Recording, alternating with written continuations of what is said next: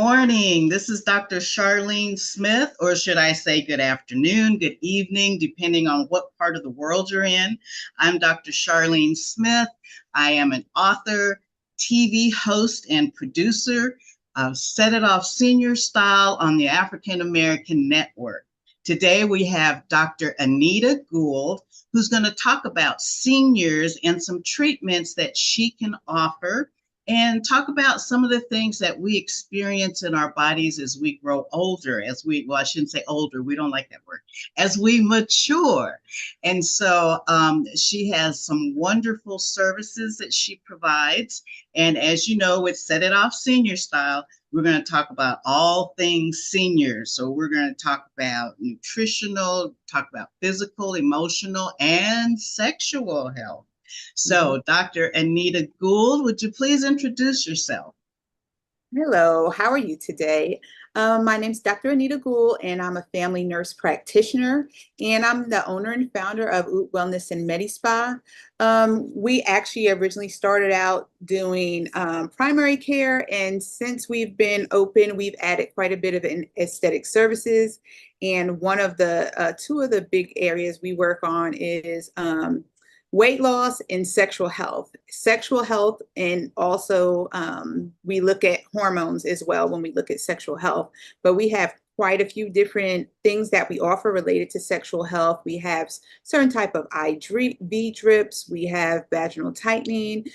We have a procedure that we use platelet-rich plasma, where we inject for the women. It helps with lubrication, tightening, increased orgasm, urinary incontinence. And with the men, it helps with a little bit of size. It helps with erections, recovery time, and urinary incontinence as well. And both the man and the woman will have more intense orgasms when they have this procedure.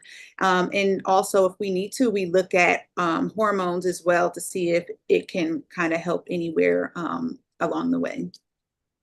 Awesome. So there is hope as we mature in life. I think it's wonderful because at this stage of our life, especially in the sexual area, we don't have to worry about getting pregnant. And so we can actually enjoy our natural feelings that come along being in a relationship or companionship. There's all kinds of forms of relationships these days.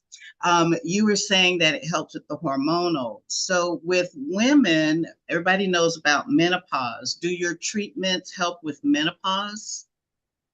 So we look at the hormone side of the practice to work with menopause. So, that involves us taking labs to look at you to see if you have any type of hormonal imbalances to determine, what would be the best option for you. If it would be a cream, injections, patches, pills, possibly pellets. So, libido is that kind of gears more towards the hormones. So for men and women, libido deals with the hormones. But when we do the other injections, the vaginal or penile rejuvenation, that looks a little bit more at the physical side of why we've had some decreases in the pleasure that we receive during sexual intercourse. Okay, so for postmenopausal, is that kind of more where the injections and all help? Because after menopause, women tend to be dry. Is that kind of where that helps?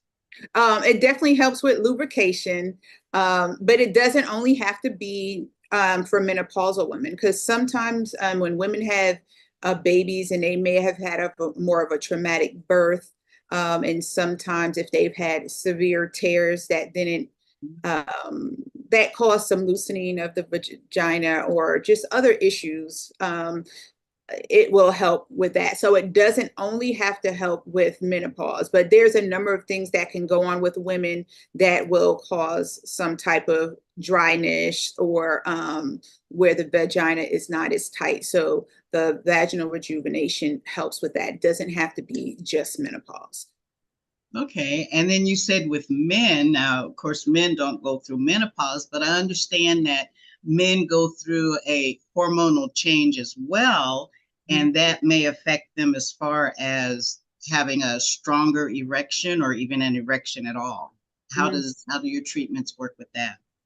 So, hormones, if they have decreased testosterone, hormones can help with that. But some of the other areas where I said it's more physical, sometimes just as we get older, sometimes men don't have as strong as erection, or their erection, the recovery time to come back and have a second round of intercourse doesn't happen as frequently, if at all. And so when we give the penile rejuvenation, it helps with that. It helps with size, urinary incontinence, and the erections for them. But there's a lot of other things that can cause those problems with men.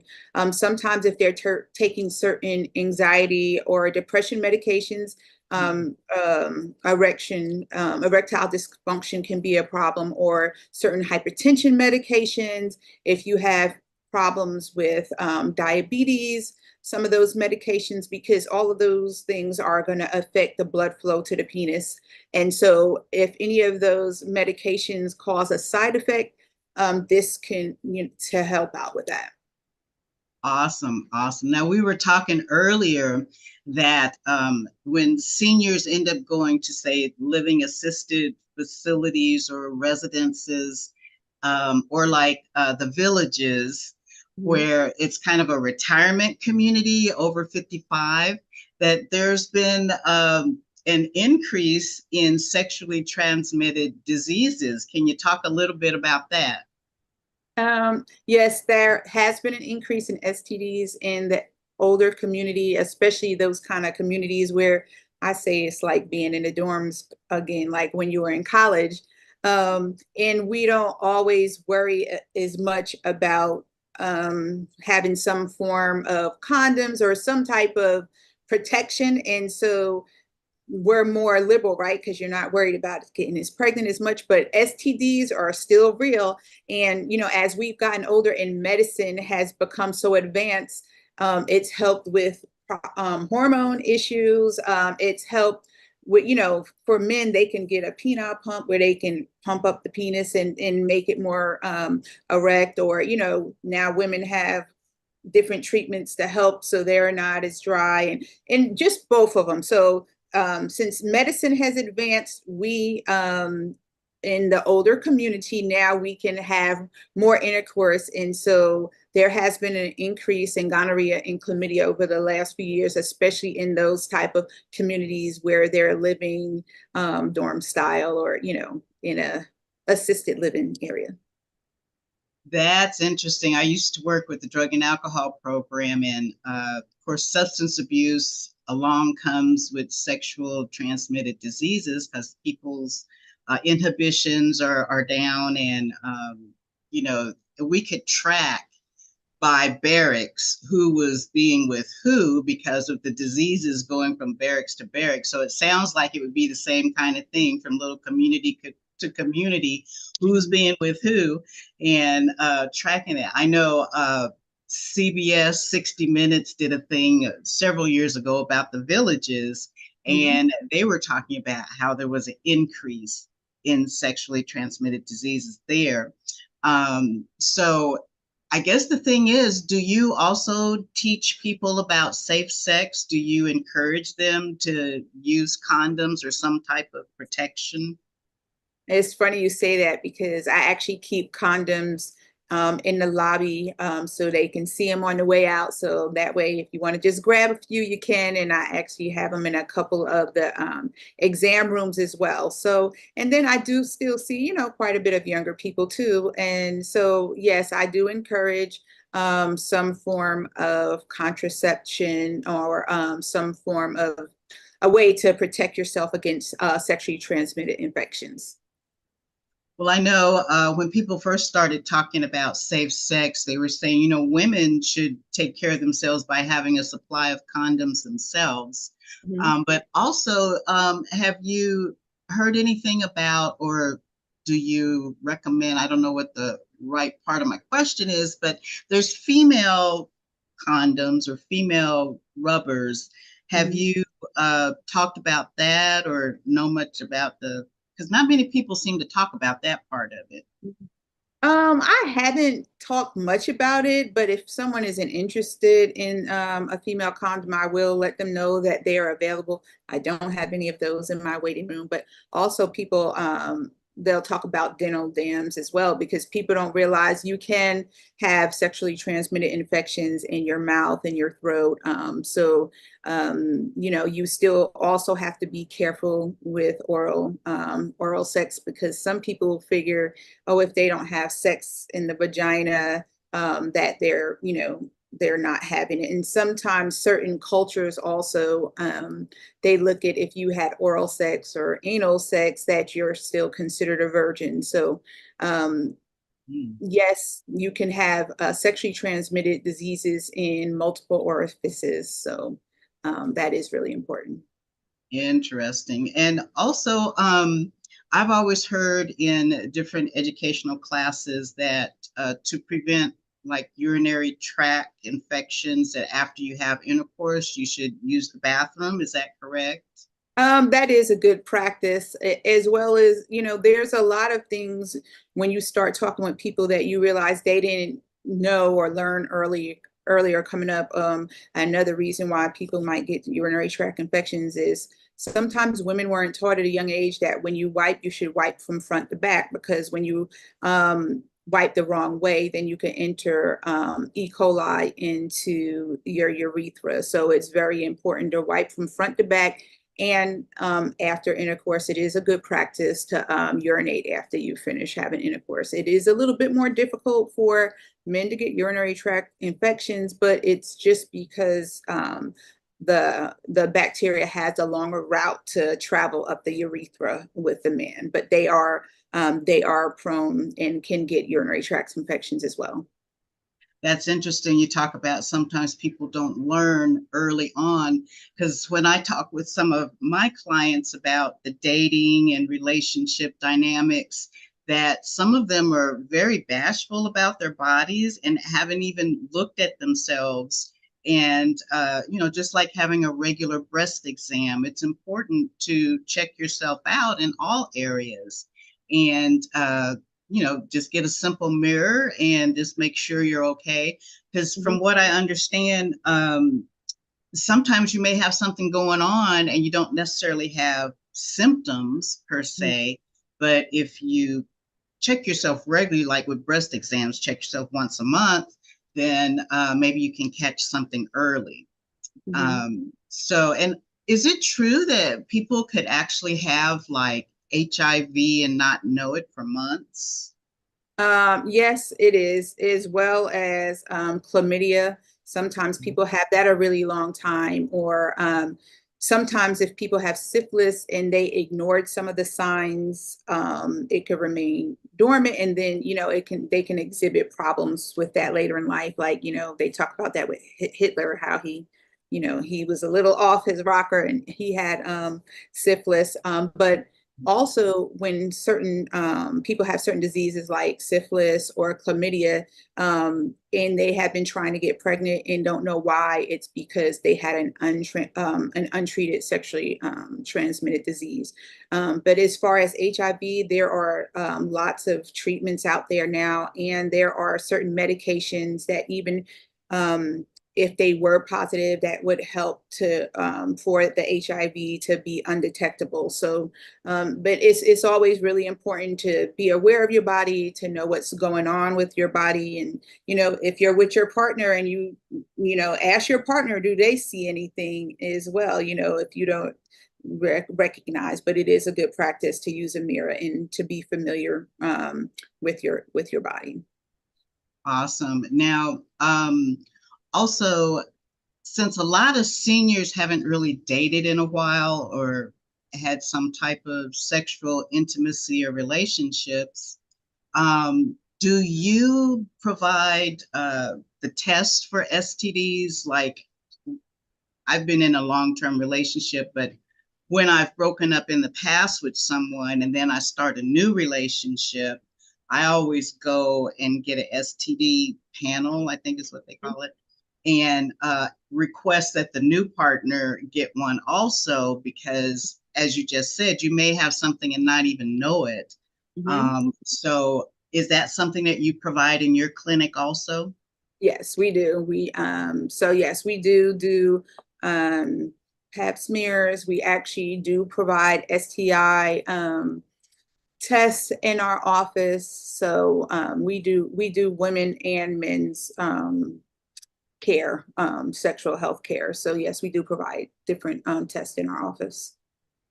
That's awesome. Now, when we talked once before, you were telling me about some of the treatments, like for women, well, for men too. I guess both of them, some of the treatments involve injections. Could you talk about that a little bit? So the penile and vaginal rejuvenation, we do when we use PRP, it is an injection form. So we actually will draw the blood and spin it down and use the platelet-rich plasma portion of their blood. And we would, in for the women, we inject it. We for each of them, I do numb first. There are some practitioners that don't numb, but I do prefer to numb because I feel like that's a very sensitive area to be uncomfortable receiving injections. So I numb, and so we use it for vaginal rejuvenation, penile rejuvenation, and we will also do anal rejuvenation injection, the PRP as well. Okay, now, if someone gets these injections, can they go back to work, or is it something they need to take a little recovery time for? Oh no, they could go back to work the same day. Yes, and usually the results last for about 12 to 18 months, depending on the person's individual body. So is it like once a year you get it, or do you get a series of them and then you can wait a year, or Oh how no, often? we do the whole procedure all at one time. You'll get all the injections in at one appointment. I will offer if in 90 days for some reason they feel like they haven't felt the ultimate result that they would like, then we'll go ahead and repeat it in 90 days. But usually after the first time they have good results and they're pretty pleased. And sometimes a little privy to a little bit more information than I would like because they do call to tell me about the results and how happy they are with them. Oh, that's awesome. That's awesome. So how long does it take during an appointment for this process to take place?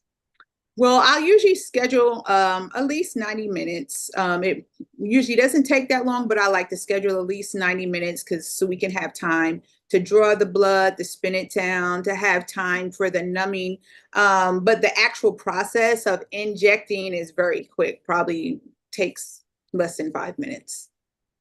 Okay, so you can make an appointment, you do all the stuff with the blood, the PRP process, and Mhm. then they get the numbing and the injection, and then do they have to wait around, or do they Nope, are they able? Oh, okay. nope, they don't So have to wait. this one appointment, everything goes the way that you hope, they would not need another one for another year. Correct. Oh, Yeah, that's and awesome. like I said, everybody is it's a little bit variable. Some people a little Yeah. bit less, some people a little bit more time it lasts, but usually 12 to 18 months it usually lasts. Mhm. Nice. And that's the same for the men also? Yes, yes. Oh, Mhm. wow.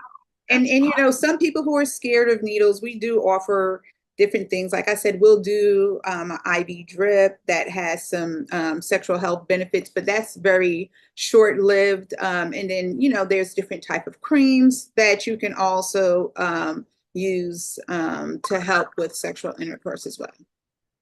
okay. Now, you said earlier something about weight maintenance. Does that go along with these treatments, or is that like a whole separate category of things that you do? I'm sorry, I missed that part.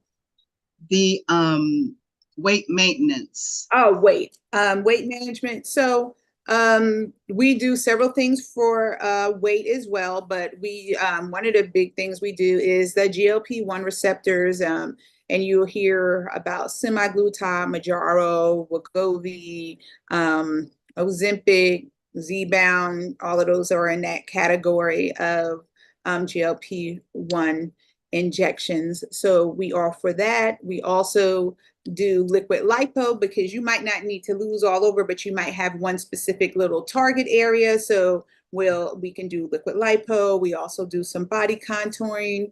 And so we do some labs first to make sure everything is okay, and it's okay for us to move forward with the injections, or to see if you possibly have any type of insulin resistance, or any type of things that will make it hard for you to lose weight. And then we do some weight loss labs, but then we also may need to do some hormonal labs. So just so we can look at the whole picture, to look at everything that's happening with you, not one thing or the other. And then we also offer different oral supplements and also IV supplements that will assist with weight loss.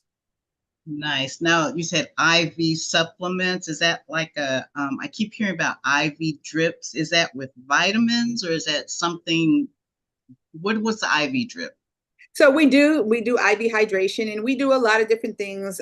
So some things just are more for general health, like they'll have a Myers cocktail or immunity drip to help to prevent being sick, or if you're already sick. But we do things like athletic performance that help with people that are going to go run a marathon or just whatever kind of thing they're going to do. But then we also have certain IV drips that help with sexual health, that help with weight. And but those are more short-lived things. They're not, long-term like some of the other things we do. But like when we do, say, semaglutide or tirzepatide injections, we work with them and to make sure that they're looking at it as a lifestyle change, not a diet, because you need to really go ahead and change your habits and put habits in place that you're going to stick with. So when you've worked so hard to lose this weight, that you'll be able to keep the weight off. And that becomes from, changing your habits and behaviors.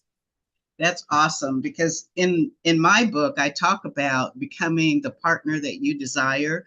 And Mhm. part of that is if you want a healthy partner, you want to be healthy. Mhm. And it sounds like you've got a lot of really healthy things people can do. I'm curious, what's the oldest patient that you've seen that's wanted any of these treatments, weight loss or the sexual, any of that? What's the oldest person? Um, I'll probably say about 68 is the oldest that I've seen. But USA Today published an article a few years ago that the American Journal of Medicine did a study and talked about some of the people that was the most satisfied and had the most pleasurable sex with orgasms are the oldest and the youngest. And in that study, they had someone all as old as 101 in that study. So just because you're older don't mean that you can't enjoy yourself. Awesome, awesome. Yeah, I had a friend, we went to lunch one day and she's in her 80s Mhm. and she said, I think she's 83. I'm 83 and I still have feelings. And I was Mhm. like, yeah, your body is still functioning. It's a normal thing. And Mhm. so she was kind of surprised that she was still feeling sexual. Mhm. And, I've heard other women talk about that too.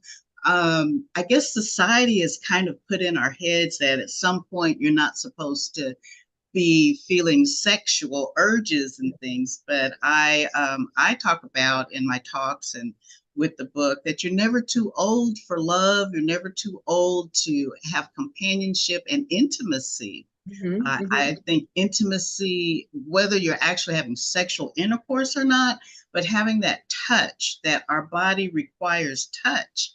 Mhm. And if you have that touch, even just a hug doesn't have to always be sexual, but having that human interaction involving touch, involving that intimacy is a healthy thing.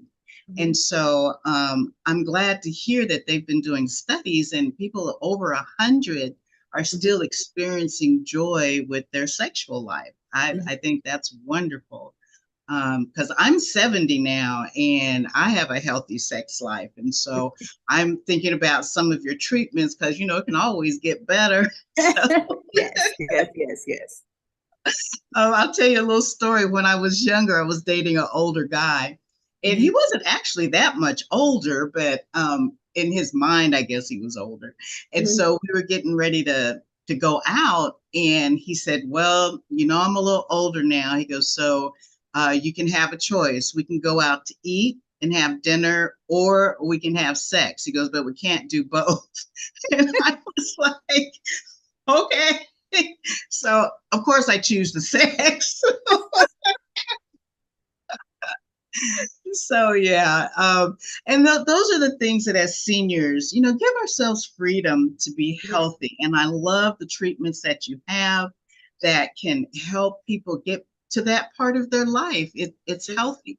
Some people say, "Oh, I'm done with that," but I think that's just a coping mechanism. It's not even a healthy thought to think that, but I think it's a coping mechanism, maybe a little bit of fear of getting out there.